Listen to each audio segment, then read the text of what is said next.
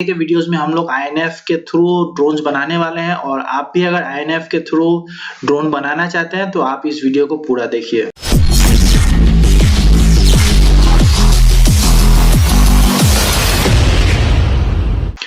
तो हम लोग गूगल के पेज में आ चुके हैं और यहाँ पे सिंपली हम लोग टाइप करेंगे INF AV कॉन्फ़िगरेटर, ठीक है। सिंपली टाइप करेंगे, सर्च करेंगे। यहाँ पे मेरा नेट कनेक्ट नहीं है, चलिए फिर से हम लोग इसको सर्च करते हैं, ठीक है। ये पेज आ चुका है और यहाँ पे हम लोग को सबसे पहले जाना है रिलीज में जाना है। रिलीज में क्लिक करने के बाद आप अपने पीसी के हिसाब से इसको डाउनलोड कर सकते हैं। INF 6.1 जो है अभी लेटेस्ट है, अभी 7 का भी अनाउंसमेंट हो चुका है, लेकिन अभी हम लोग 6.1 पे ही करने वाले। तो हम लोग को नीचे करना है, नीचे करना है, नीचे करना है और इसमें आपको एसेट्स में आपको डाउनलोड्स मिलेंगे और आपको अगर आपका विंडोज है तो आप .exe फाइल को डाउनलोड कर सकते हैं। मैं डिस्क्रिप्शन में इसका लिंक दे दूंगा, आप डायरेक्टली लिंक पे क्लिक करके आप इस पेज में आ सकते हैं, ठीक है। सिंपली यहाँ पे क्लिक करेंगे और डाउनलोड कर लेंगे। मैं इसको डाउनलोड नहीं कर रहा क्योंकि मैंने ऑलरेडी डाउनलोड करके रखा है। आप इसको डाउनलोड करके इंस्टॉल कर लीजिए, ठीक है। तो हम लोग यहाँ पे चलते हैं। ओपन करने के बाद जो सबसे पहला स्टेप होता है कि आप ये तो एक सॉफ्टवेयर होगा जिससे कि ड्रोन को आप रन करेंगे, लेकिन आप अपने फ्लाइट कंट्रोलर को बूट लोडर में ले भेजने के लिए आपको एक इम्पल्स RC ड्राइवर को भी डाउनलोड करना होगा। यहाँ पे ये जो है वेलकम पेज है और यहाँ पे कुछ कुछ ड्राइवर्स दिया है जैसे कि STM, USB, VCC ड्राइवर, इसको भी आप यहाँ पे क्लिक करके डाउनलोड कर सकते हैं और JEDEC को भी डाउनलोड कर सकते हैं DFO फ्लैशिंग के लिए, लेकिन ये सब की अभी कोई जरूरत नहीं है। अगर आपको ड्राइवर का इशू हो रहा है तो आप ये सब चीजों को डाउनलोड कर सकते हैं, लेकिन अभी हम लोग को फ्लाइट कंट्रोलर को क्या करना है कि इसको फ्लैश करना है। फ्लैश करने के लिए हम लोग कहाँ जाएंगे, फर्मवेयर फ्लैशर में जाएंगे, ठीक है। तो मैं वेलकम पेज को थोड़ा सा आपको बता दे रहा हूँ। ऊपर में पोर्ट से यहाँ मैनुअल सिलेक्शन लिखा है और मैनुअल सिलेक्शन में हम अपना ड्रोन को जब कनेक्ट करेंगे तो यहाँ पे ये मैनुअल सिलेक्शन से होके ये कॉम पोर्ट में चला जाएगा। अगर आपका कॉम पोर्ट शो नहीं कर रहा तो आपको इस तरह के ड्राइवर्स को इंस्टॉल करना होगा जैसे कि STM, USB। यहाँ पे आप क्लिक करके आपको सही ड्राइवर को इंस्टॉल करना होगा, ठीक है। तो मैं अभी यहाँ पे ड्रोन को सिंपली कनेक्ट कर लेता हूँ और जो फ्लाइट कंट्रोलर मैं यहाँ पे यूज कर रहा हूँ वो है स्काई स्टार का Pro HD 3 ऐसा है, ठीक है। तो ये INF सपोर्ट करता है। आपको फ्लाइट कंट्रोलर भी वही खरीदना है जो सपोर्ट करता हो, ठीक है। तो यहाँ पे COM3 दिखा रहा है तो हम लोग सिंपली फर्मवेयर फ्लैशर में जाएंगे। फर्मवेयर फ्लैशर में जाके यहाँ पे देखिए कि यहाँ पे मेरा जो फ्लाइट कंट्रोलर वो आ चुका है, स्काई स्टार F722 HD। ये मेरा जो है फ्लाइट कंट्रोलर का टारगेट है, ठीक है। इस तरीके से आपको यहाँ पे जितने भी फ्लाइट कंट्रोलर दिखाई दे रहे हैं आपको वही पर्टिकुलर फ्लाइट कंट्रोलर को खरीदना है। यहाँ पे जितने भी आपको फ्लाइट कंट्रोलर दिखाई दे रहे हैं, अभी मेरे पास जो है वो स्काई स्टार का F722 HD Pro 3 है। तो इसका जो टारगेट है ये ऊपर शो कर रहा है, ठीक है। और यहाँ पे जो है जो लेटेस्ट वाला है इसको आप सिंपली यहाँ पे क्लिक करेंगे। क्लिक करने के बाद जब आप फ्लैश करने जाएंगे तो ये फ्लैश नहीं होगा। इसका मेन कारण हो गया कि आपको यहाँ पे इम्पल्स RC डाउनलोड करके उसको रन कराना होगा। तो देखिए इम्पल्स RC ड्राइवर को सिंपली हम लोग यहाँ पे क्लिक करेंगे, टारगेट को हम लोग सिलेक्ट कर लेंगे, उसके बाद हम लोग इम्पल्स RC को डाउनलोड रन कराएंगे। रन कराते ही क्या होगा, जो फ्लाइट कंट्रोलर है वो क्या होगा, बूट लोडर में चला जाएगा, ठीक है। तो मैं इसको अभी फ्लैश नहीं कर रहा हूँ। अभी देखिए बूट लोडर में चला गया है और आगे के जब मैं वीडियोस, प्रोग्रामिंग वीडियोस बनाऊंगा तो आपको कंप्लीटली कैसे फ्लैश करना है, कैसे इसको करना है, इसको कंप्लीटली मैं बताऊंगा, ठीक है। तो ये जो है अभी देखिए ऊपर का जो कॉम पोर्ट था ये अभी DFU मोड में चला गया, ठीक है।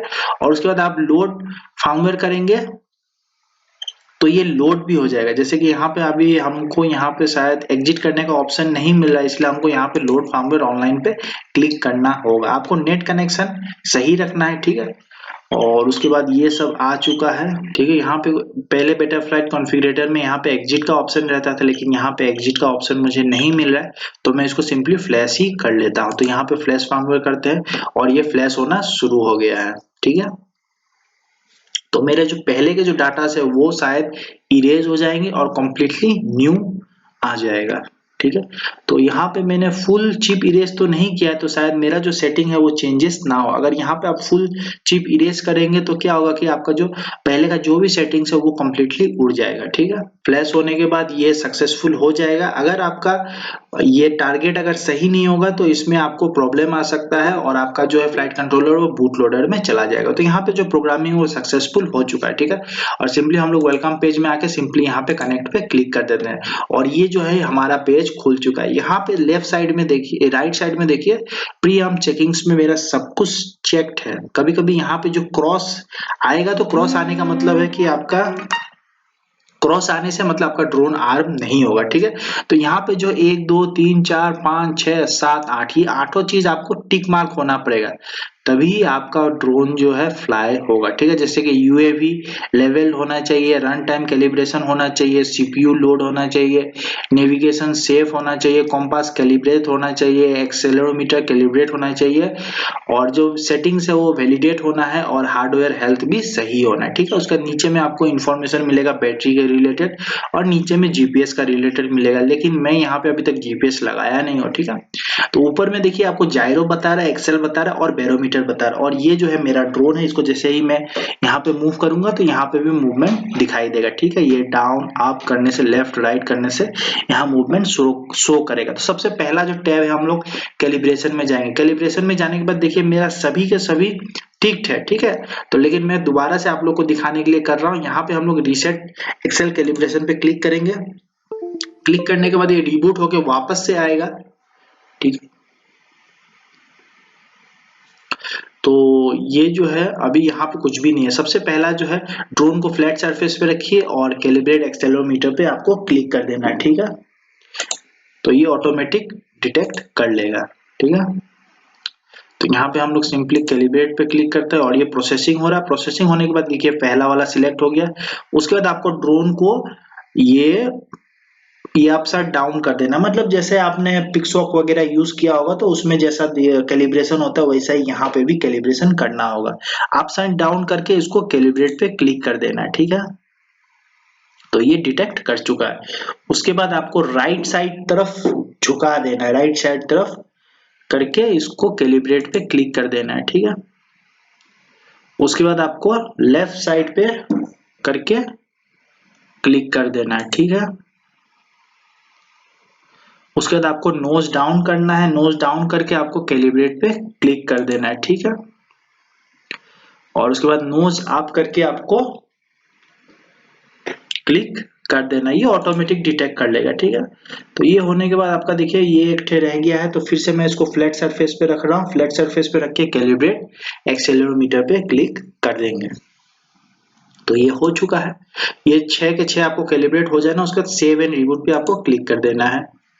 ये होने के बाद आपका कैलिब्रेशन हो चुका है। कैलिब्रेशन होने के बाद आपको क्या करना है,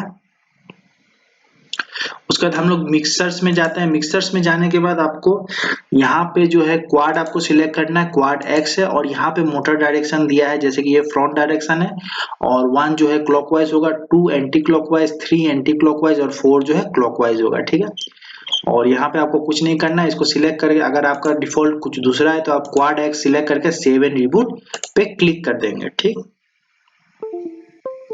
ये हो चुका है, मिक्सेस हो चुका है, और उसके बाद ये कनेक्ट हो गया है। उसके बाद आउटपुट्स में जाते हैं। आउटपुट्स में जाने के बाद ये आउटपुट्स आ चुका है।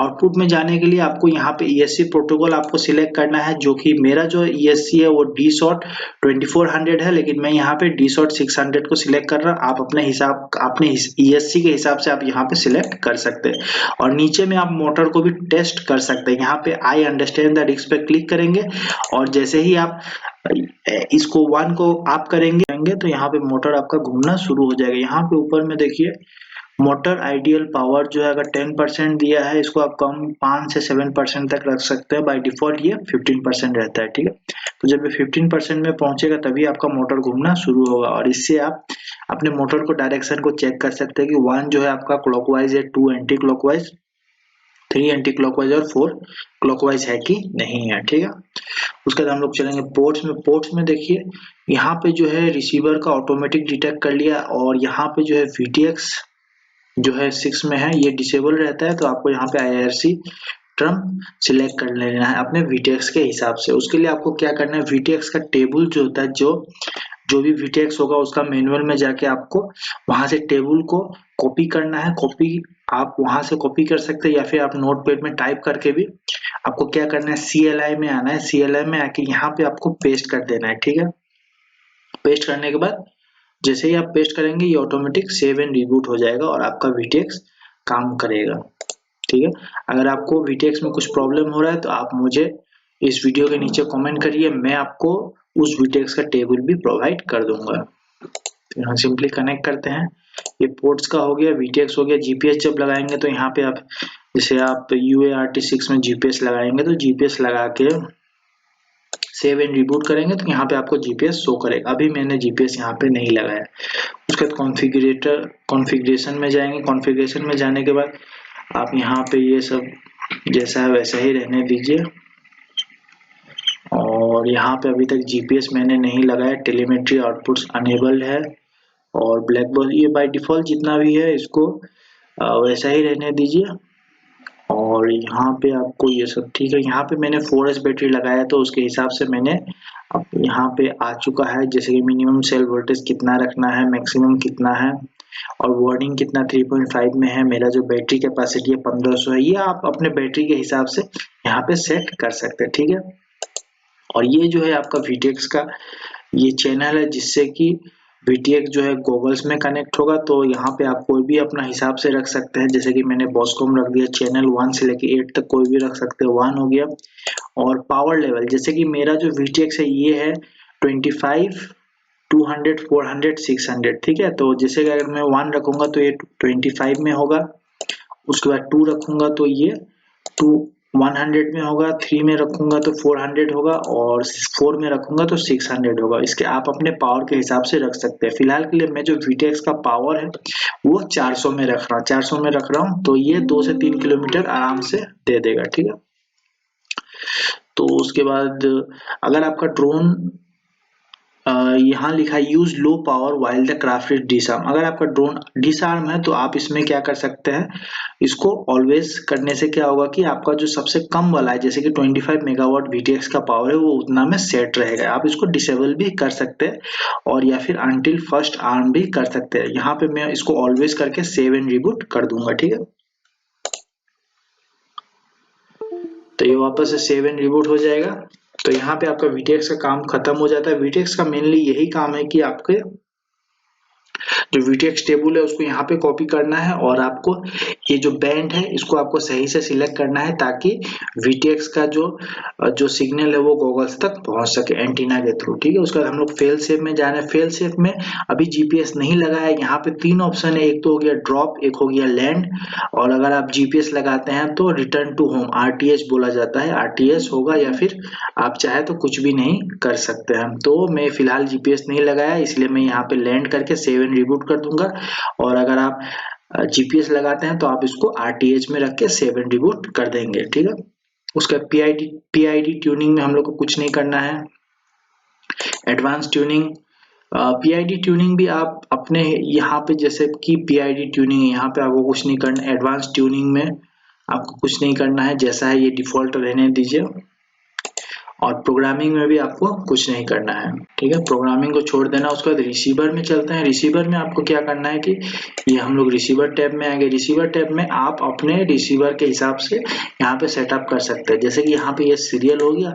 अगर आप ELR से रिसीवर लगा रहे हैं तो आपको यहाँ पे क्या होगा, CRSF को सिलेक्ट करना है और अगर आप S बस लगा रहे हैं तो यहाँ पे S बस सिलेक्ट करके आप इसको सेव एंड रिबूट कर देंगे और यहाँ पे आपको अपने ट्रांसमीटर का मूवमेंट को दिखाई देना है। अगर आपका ट्रांसमीटर का मूवमेंट शो नहीं कर रहा है तो आप जो सीरियल रिसीवर प्रोवाइडर है उसको आपने सही से सिलेक्ट नहीं किया है, तो आप इसको कंफर्म कर लीजिए। अगर आपका ELR से रिसीवर है तो आपको CRSF को सिलेक्ट करना है और अगर आपका फ्लाई स्काई जैसा ट्रांसमीटर है तो आपको S बस या I बस को सिलेक्ट करना होगा, ठीक है।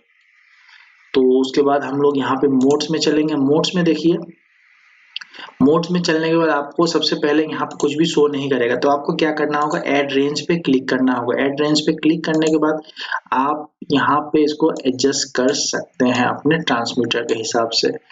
तो यहाँ पे जो है मैंने ये जो है ये ऑटो में सिलेक्ट कर दूंगा। ऑटो सिलेक्ट करने का जो भी ट्रांसमीटर को आप फ्लिप करेंगे, जिस ट्रांसमीटर का स्विच को आप फ्लिप करेंगे वो ऑटोमेटिक डिटेक्ट कर लेगा, ठीक है।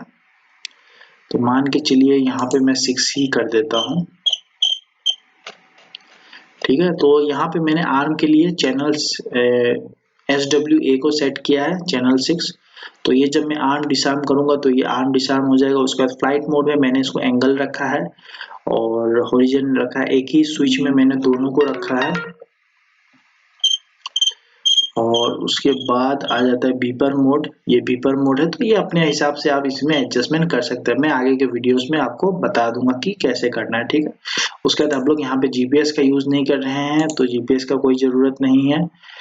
मैग्नोमीटर का भी अभी फिलहाल के लिए कोई जरूरत नहीं है। मिशन कंट्रोल पे भी कुछ नहीं करना है। ओएसडी में आप चाहे तो आप इसमें ओएसडी में जो गूगल्स में आपको जिस तरह का फुटेज देखना है, मतलब जो डाटा आपको चाहिए गूगल्स में देखने के लिए, वहां पे आप इसको सेट कर सकते हैं। तो मैं आपको एचडी दिखा दे रहा हूँ। तो यहाँ पे देखिए, यहाँ पे डिसेबल रहता है, तो आप यहाँ पे अनेबल कर सकते हैं। जो जो चीजें आपको चाहिए आप उसको अनेबल करके आप यहाँ से भी इसको अप डाउन कर सकते हैं, ठीक है। तो ये जो गूगल्स का जो सेक्शन है, इसमें आपको गूगल्स में आपको दिखाई देगा आप क्या चाहते हैं, लेटीट्यूड लॉन्गिट्यूड हर चीज यहाँ पे आपको डाटा में मिल जाएगा, ठीक है।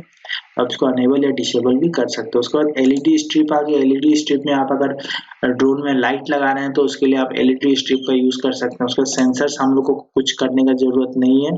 थ्रेटिंग लॉगिंग कुछ नहीं करना है, ब्लैक बॉक्स में भी कुछ नहीं करना और CLI में भी कुछ नहीं करना है, ठीक है। तो अभी जस्ट मैंने INF के प्रोग्रामिंग को कैसे किया जाता है बस एक इंट्रोडक्शन जैसा आप बोल सकते हैं। और आगे के वीडियोस में जब मैं ड्रोन बिल्ड करूंगा तो आपको कम्प्लीटली प्रोग्रामिंग वीडियो बना के दूंगा। उम्मीद है आपको ये वीडियो पसंद आया होगा और INF के बारे में थोड़ी सी जानकारी मिली होगी। अगर आपको अभी भी कुछ प्रॉब्लम हो रहा है तो आप मुझे इस वीडियो के नीचे कमेंट करिए या फिर इंस्टाग्राम पे आप मैसेज करिए, मैं आपकी हेल्प करूंगा। Thanks for watching.